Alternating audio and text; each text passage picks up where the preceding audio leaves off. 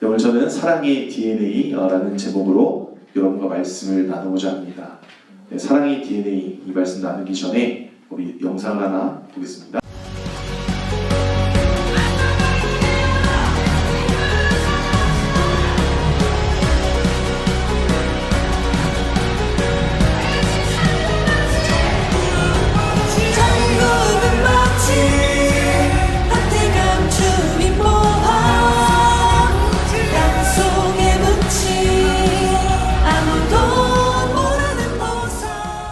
네, 여러분 지난 한 주간 우리는 이제 신년 특별 새벽 기도회 이른바 이제 특세라는 은혜의 산을 고난의 산을 함께 넘었습니다.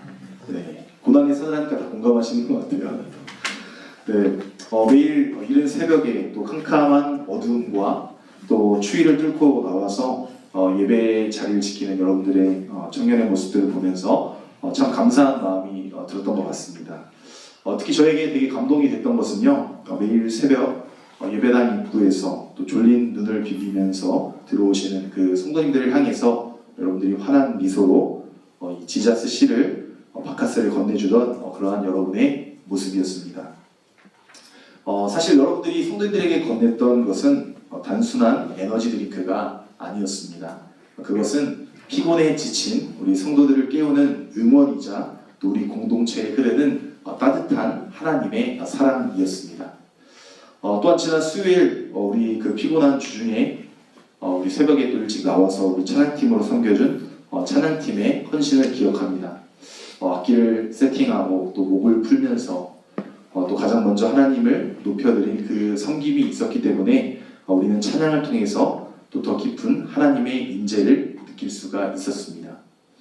또한 퇴근 후에도 피곤할 텐데 시간을 내어서 또 성도님들이 토요일에 맛있게 드실 것을 생각하면서 어묵과 또 물떡을 준비한 그러한 손길은 하나님과 또 교회를 향한 사랑이 아니었으면 불가능했던 섬김이었습니다.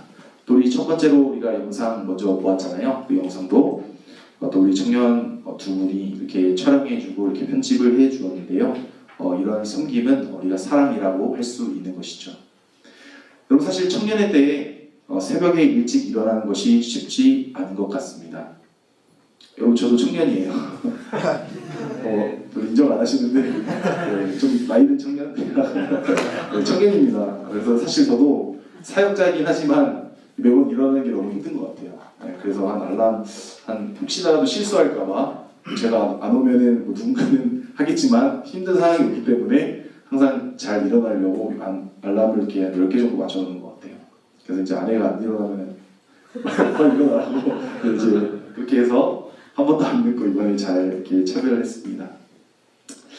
여러분 이렇게 새벽에 일어나는 것이 쉽지 않은데요. 또 학업과 또 취업 준비, 또 직장 생활로 피곤할 텐데 도대체 그것이 무엇이 여러분을 그 자리에 있게 했을까요? 저의 강요였을 수도 있고요. 또 아니면 마을 이장이나 또 리더들의 압박이 있을 수도 있었습니다. 또 어떠한 이유를 떠나서 여러분들은 그 피곤한 몸을 이끌고 순종하는 마음으로 특세에 참여했다는 것이죠. 또 여러분 참여하지는 못했지만 온라인으로 또 이렇게 인펄슨으로 오지는 못했지만 온라인으로 함께 또 참여하신 분들도 있으실 거라고 생각합니다.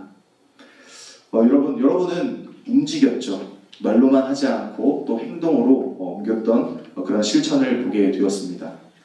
왜냐하면 우리 안에는, 저와 여러분 안에는 이 세상이 설명할 수 없는 오늘 설교의 제목과 같은 사랑의 DNA가 흐르고 있기 때문이죠.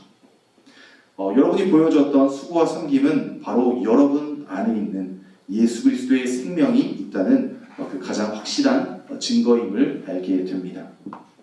여러분 새벽 이슬과 같은 우리 주의 청년들에게 2026년 하나님께서 예비하신 그 은혜와 축복이 여러분의 모든 삶 가운데, 여러분의 모든 영역 가운데 가득하기를 간절히 축원합니다. 오늘 저는 여러분과 말씀을 통하여서 이 영적인 유전자 검사를 통해서 친자를 확인하는 그런 시간을 갖고자 합니다. 여러분 사도 요한은 우리가 진짜 하나님의 자녀임을 증명하는 유일한 증거는 다른 어떤 것이 아니라 바로 사랑이다라고 선포하고 있습니다. 여러분 이러한 사랑의 DNA가 우리 가운데 어떻게 작동하는지 이 말씀을 통해서 재점검하는 시간이 되기를 원합니다. 여러분, 오늘 본 말씀을 나누기에 앞서서 우리는 사도 요한이 이 편지를 써내려온 전체적인 이 흐름, 이 맥락을 이해할 필요가 있습니다. 그래야 오늘 말씀이 얼마나 무게감이 있는 중요한 내용인지 우리가 알 수 있기 때문이죠. 여러분, 요한일서가 쓰일 당시에는 큰 혼란 가운데 있었습니다. 우리 지난주에도 말씀을 통해서 살펴보았는데요. 이 영지주의라는 이단 사상이 들어와서 육체는 악하고 영은 선하다라고 주장하였습니다. 그렇기 때문에 예수님이 육신을 입고 이 땅 가운데 오신 것은 부정한 것이고 악한 것이라고 그들은 여겼습니다. 또한 하나님을 안다고, 또한 하나님을 믿는다고 말하면서도 그들의 삶은 엉망이었던 그러한 신앙인들이 많이 있었음을 우리가 지난 시간에 살펴보았죠.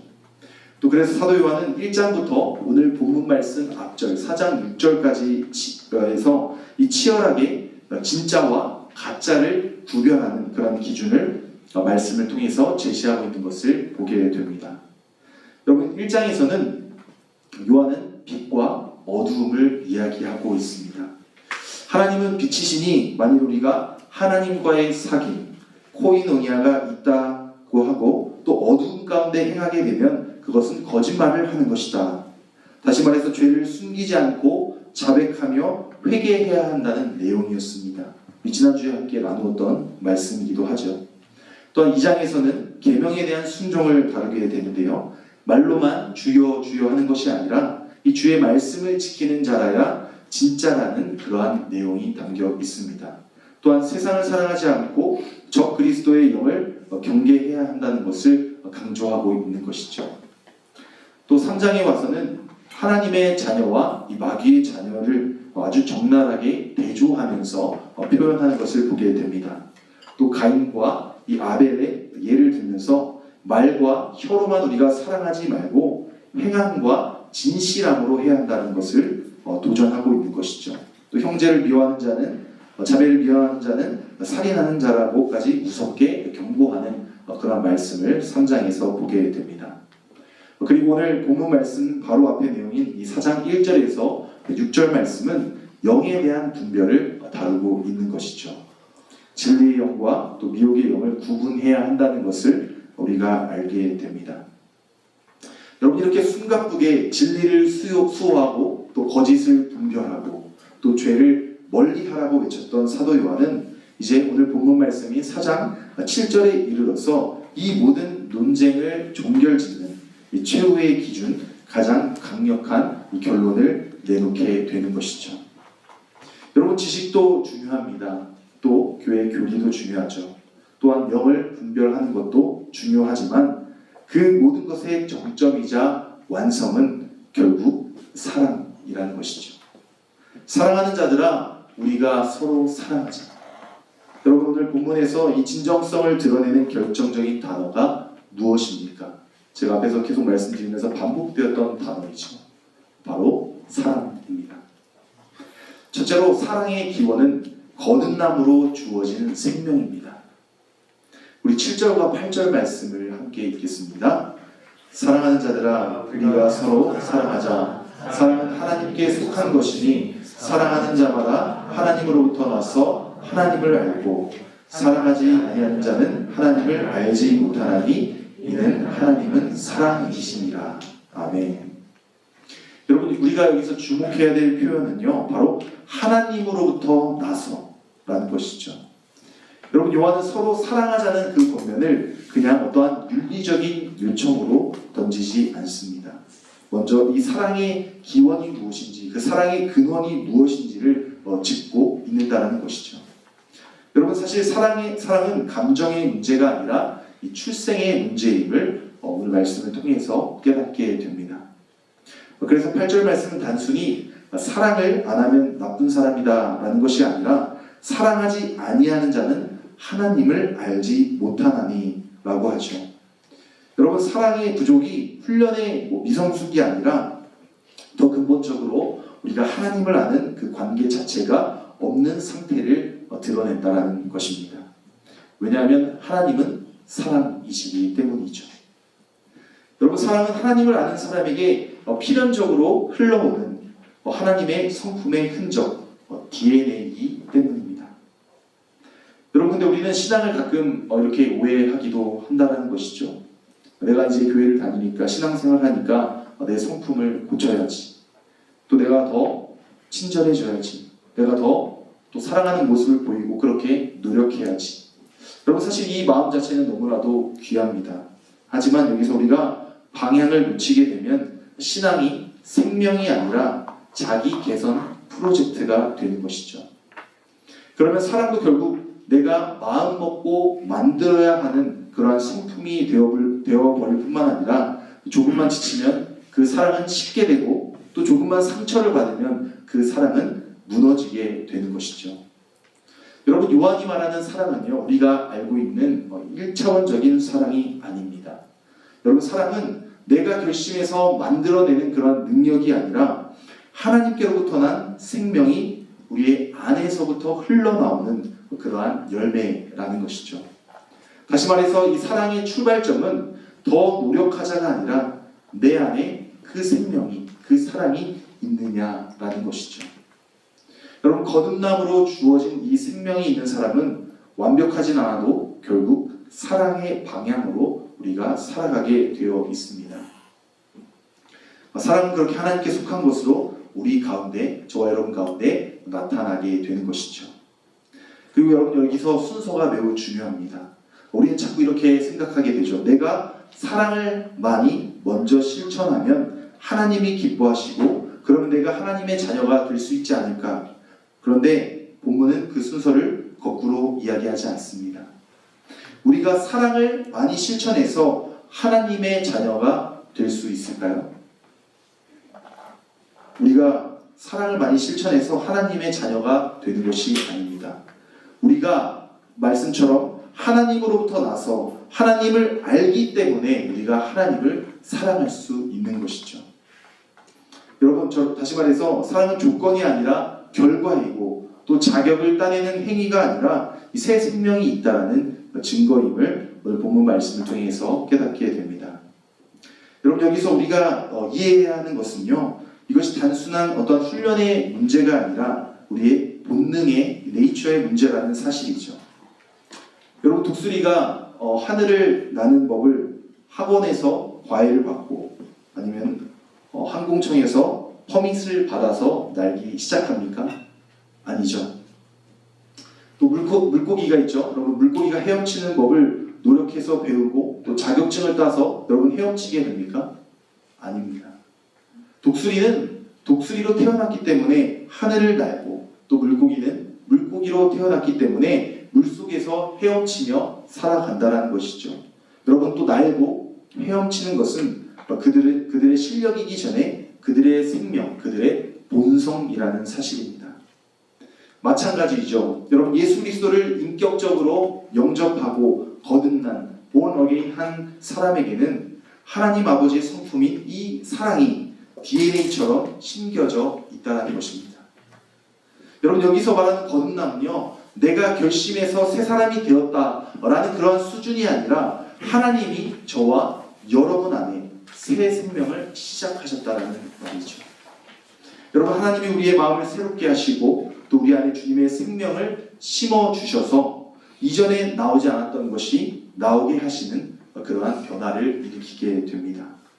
그래서 거듭난 사람의 사랑은 어떤 연기가 아니라 흐름이라는 것이죠.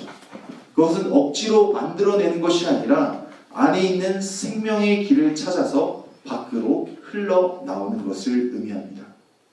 그러므로 하나님께서 말씀을 통해 우리에게 사랑하라고 명령하실 때에 그 명령은 하기 싫은 일을 억지로 하라는 무거운 짐이 아닙니다.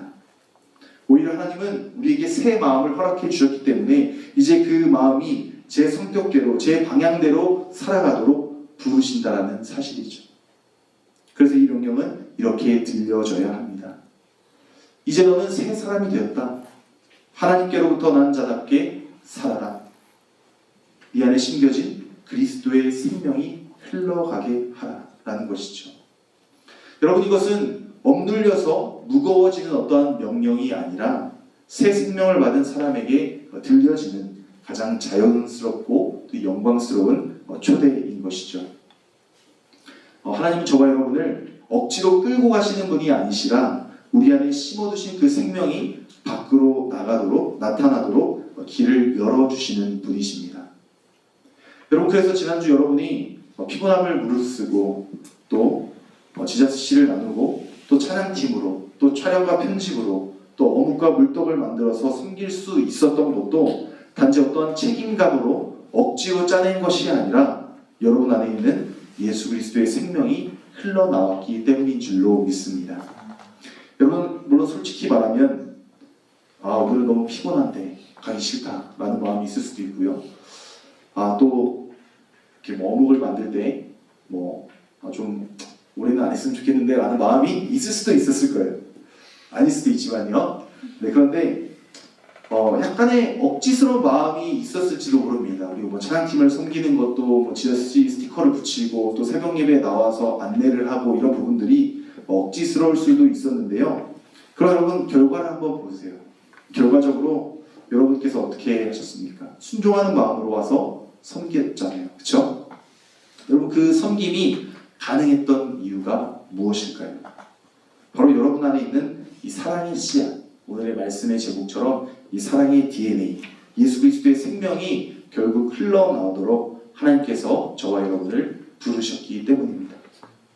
여러분, 우리가 보통 의지라고 부르는 것도 사실은 하나님이 주신 그 생명이 우리 안에서 힘을 내기 시작할 때 가능한 것이죠.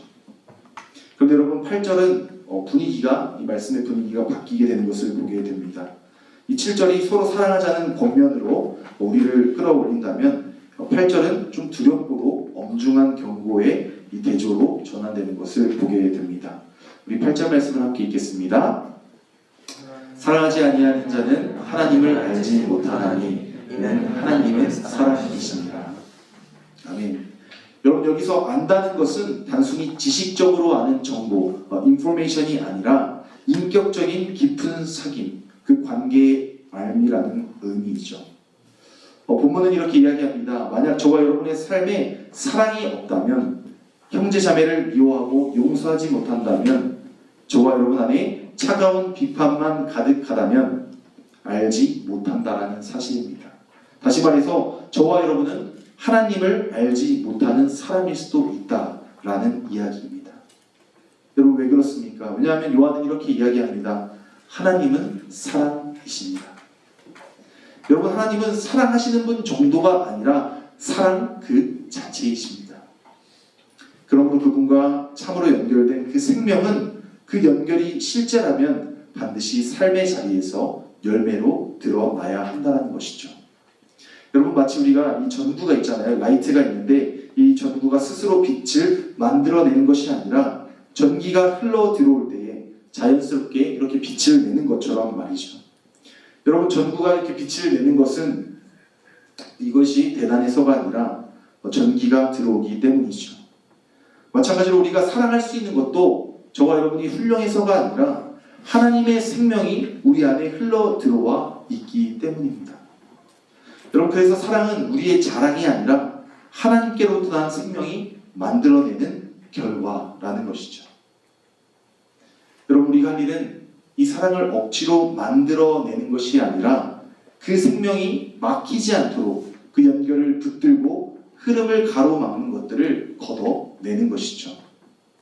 여러분, 우리가 하나님을 안다라고 말할 때 이 성경이 말하는 안다는 것은 이 머릿속에 정보가 쌓였다라는 의미가 아닙니다. 이 릴레이션십, 이 관계의 실제를 이야기하는 것이죠.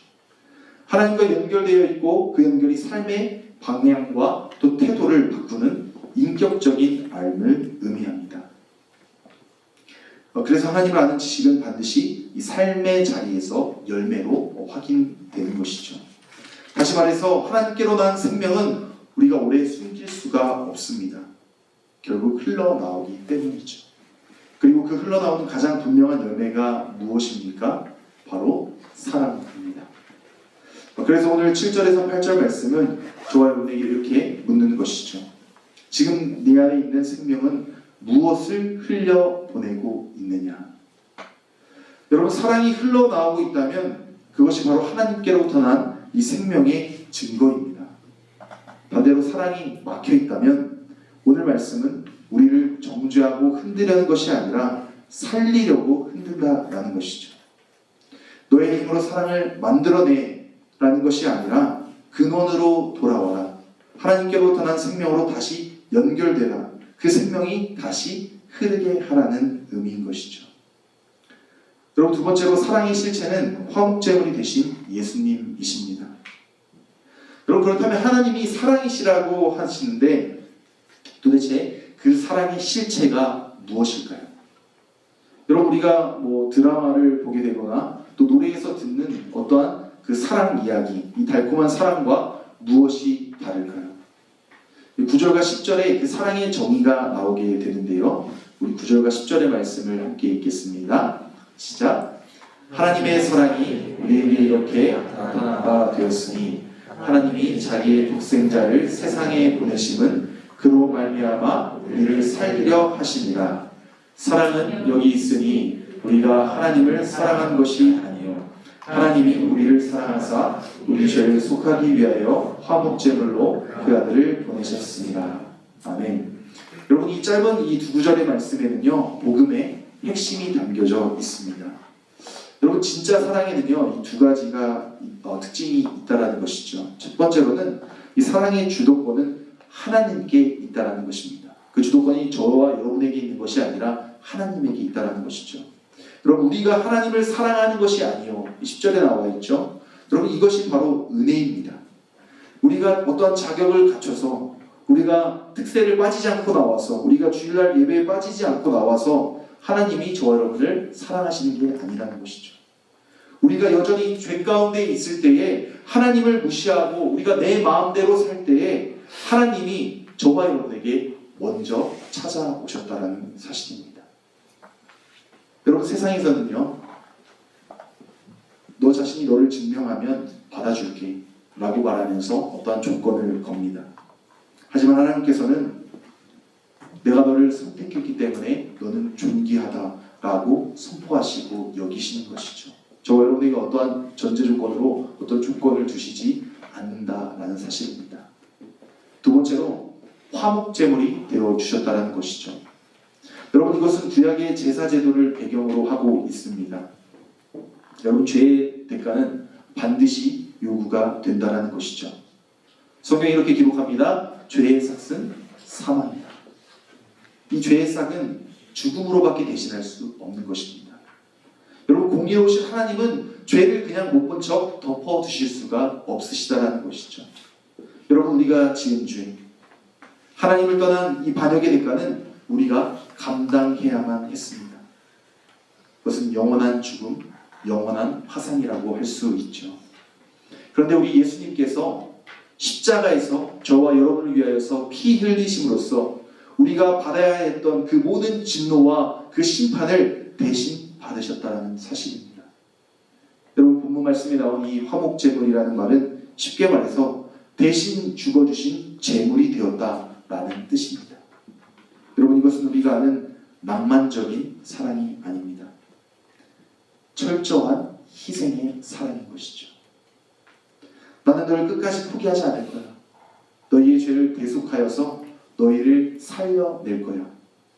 여러분, 이 절절한 하나님 아버지의 마음, 그 예수 그리스도의 십자가 사랑, 바로 이것이 저와 여러분 가운데 심겨져 있는 이 사랑의 DNA라고 할 수 있습니다. 그러므로 여러분, 하나님이 사랑이시라는 말은 어떠한 감정이 아니라 이 십자가의 사건을 의미합니다. 이 사랑은 우리가 하나님께 드린 무엇으로 증명되는 것이 아니라 하나님이 먼저 독생자를 저와 여러분에게 보내주시고 또 우리의 죄를 속하기 위해서 화목제물로 내어주신 예수님으로 정의되는 것을 알게 됩니다. 여러분, 이제 사랑을 여러분 스스로 힘으로 만들어내려고 하지 않기를 원합니다. 십자가 앞에서 주님의 사랑이 저를 살렸습니다 라고 고백하며 나아가길 원합니다. 여러분, 그 고백 위에 하나님께서 주신 그 생명이 다시 흐르기 시작하고 또 받은 사랑은 반드시 흘러나가서 열매를 맺게 될 것입니다. 마지막 세 번째로 사랑의 완성은 서로 사랑하는 것입니다. 여러분, 사랑의 완성은 무엇입니까? 서로 사랑하는 것이라는 것이죠. 여러분, 이 엄청난 십자가의 대속을 확인한 사도 요한은 11절의 말씀에서 우리에게 이렇게 강력하게 도전하는 것을 보게 됩니다. 11절 말씀 함께 읽겠습니다. 사랑하는 자들아, 하나님이 이같이 우리를 사랑하였은즉 우리도 서로 사랑하는 것이 마땅하도다. 아멘. 우리 서로 사랑하는 것이 마땅하다는 것, 당연하다는 것이죠. 여러분, 여기서 마땅하도다라는 단어는요, 이 원어적인 의미를 보게 되면 이 빚을 지고 있다, 채무가 있다라는 법적인 표현입니다. 그러니까 요한은 사랑을 내 마음의 여유가 있을 때 베푸는 호의라고 표현하지 않는 것이죠. 내 상황이 좀 잘 풀리면, 회사에서 이 프로젝트가 잘 끝나면, 저 사람이 먼저 나한테 사과하면 제가 그때 사랑해 볼게요 라고 미루는 어떠한 선택사항이 아니라 이미 은혜로서 탕감받은 자에게, 그 빚을 탕감받은 자에게 남아야 할 마땅한 의무라고 말하는 것이죠. 여러분, 우리는 평생 일해도 갚을 수 없는 빚을 탕감받은 사람들입니다. 예수 그리스도의 생명값으로, 그리고 덕으로 사는 인생들이죠. 그런데 하나님은 그 사랑의 빚을 당신에게 직접 갚으라고 하지 않으십니다. 대신 이렇게 말씀하시는 거죠. 나에게 받은 그 사랑을 네 옆에 있는 자매에게, 네 옆에 있는 형제에게 갚아라. 여러분, 이 사랑은요, 옵션이 아니라 구원받은 자의 거룩한 의무입니다. 우리가 서로 사랑하는 것, 그것이 거룩한 의무라는 것이죠. 여러분, 지난주에 피곤한 몸을 이끌고 나와서 우리 형제자매들에게, 또 성도님들에게 또 비타민 음료를 나누고, 또 찬양으로 섬기고, 어묵으로 섬기고, 또 영상 편집으로, 또 촬영으로 섬기고, 여러분, 이것이 저는 이 사랑의 빛을 갚는 아름다운 행위였다라고 표현하고 싶습니다. 하나님이 여러분 곁에 또 까다로운 사람들을, 힘든 사람들을, 이 도움이 필요한 지체를 붙여주신 이유가 무엇일까요? 여러분, 그들은 여러분을 괴롭히라고 보내주신 존재가 아니라 하나님께 받은 사랑이 멈추지 않고 흘러가게 하시려는 통로라는 것입니다. 여러분, 그들을 미워하기보다 사랑으로 품기를 원합니다. 그것이 바로 십자가의 대속을 진짜 믿는 자들의 마땅한 반응이라는 것이죠. 여러분, 그리고 바로 그 지점에서 12절 말씀을 통해서 놀라운 결론을 보여주게 됩니다. 12절 말씀 함께 읽겠습니다. 어느 때나 하나님을 본 사람이 없으되 만일 우리가 서로 사랑하면 하나님이 우리 안에 거하시고 그의 사랑이 우리 안에 온전히 이루어지느니라. 아멘. 여러분, 세상은 하나님을 알지 못합니다. 하나님이 어디 있느냐고 증거를 요구할 때 요한은 어떠한 기적이나 어떤 축복, 어떤 성공을 이야기하지 않았습니다. 보이지 않는 하나님을 세상이 보게 되는 유일한 시각적인 증거는 바로 저와 여러분이 서로를 사랑하는 것이라고 말하고 있습니다. 여러분, 우리가 서로 사랑할 때 두 가지가 동시에 일어납니다. 첫째로 하나님이 저와 여러분 안에 거하신다는 것이죠. 함께 하신다는 것입니다. 여러분, 하나님은 웅장한 어떤 건물이나 어떠한 시스템에 갇혀 계신 분이 아니죠. 사랑이 실제로 행해지는 그 자리 가운데, 저와 여러분 가운데 그 사랑의 자리에 임하신다는 사실입니다. 여러분, 우리가 가진 것이 많지 않아도 새벽에 서로를 위해서 기도해주고, 또 비타민 하나라도 나누면서 마음을 쓸 때, 또 섬김으로 봉사할 때에 그 작은 섬김의 현장이 하나님의 임재가 머무는 그러한 현장이 된다라는 것이죠. 또 두 번째로는 하나님의 사랑이 우리 안에 온전히 이루어진다는 것입니다. 여러분, 십자가에서 시작된 이 사랑이 우리에게 부어졌는데 그 사랑이 내 안에서 멈추게 되면, 내 안에서 그 사랑이 쌓이게 되면 고인물처럼 썩어버린다는 사실입니다. 그러나 그 사랑이 저와 여러분을 통과해서 우리의 이웃에게, 또 우리의 그 사랑이 필요한 자들에게 흘러갈 때에 비로소 그 하나님의 사랑은 목적을 달성하고 완성이 된다는 사실이죠. 여러분, 그거 아세요? 세상의 친구들은 성경 말씀을 읽을까요? 안 읽을까요? 대부분 안 읽죠. 성경을 읽지 않습니다. 근데 여러분, 세상 친구들은 여러분을 통해서, 여러분의 삶을 통해서 성경을 읽고 또 하나님을 바라보게 되는 것이죠.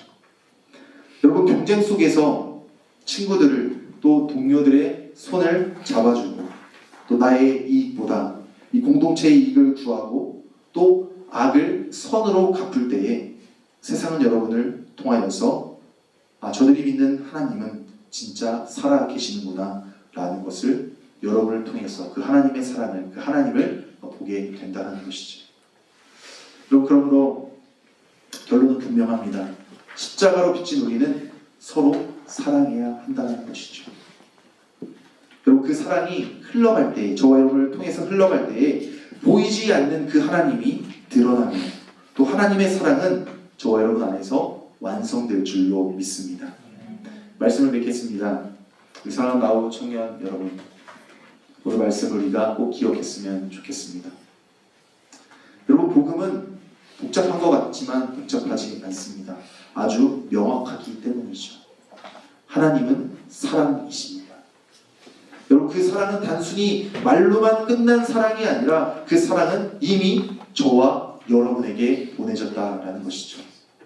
하나님께서 하나뿐이신 독생자 예수 그리스도를 저와 여러분 가운데, 이 땅 가운데 보내주셨습니다. 그분 오셔서 무엇을 하셨죠?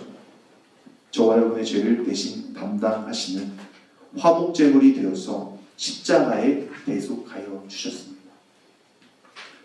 여러분, 우리는 그 엄청난 은혜와 사랑을 받은 자들입니다. 그 사랑을 받은 자들에게는 사랑을 실천해야 할 책임이 있다는 것이죠. 사랑의 DNA를 가진 자들은 이 사랑을 흘러보내야 할 본능이 있다는 것입니다. 여러분, 2026년 한 해 여러분의 삶의 목표가 단순히 어떠한 성공이나 어떤 증명이 되지 않기를 바랍니다. 여러분이 받은 그 십자가의 사랑, 그 화목제물이 되신 예수 그리스도의 사랑을 이제는 여러분의 삶으로 증명해 나가시기를 원합니다. 우리가 새벽에 또 사랑을 나누었던 그 마음으로, 또 교회 가운데서 나누었던 그 사랑의 마음으로, 학교에서 공부하시는 분들은 그 캠퍼스에서 친구들을 섬겼으면 좋겠습니다. 여러분, 찬양팀으로 헌신했던 그 열정으로 직장에서 동료들을 사랑하며 나아가기를 원합니다. 그리하여서 여러분이 가는 곳마다 그곳 가운데 미움이 사라지고 갈등이 치유되며 또 하나님의 사랑이 온전히 완성되는 그런 놀라운 기적의 주인공이 되기를 우리 주 예수 그리스도의 이름으로 간절히 축원합니다.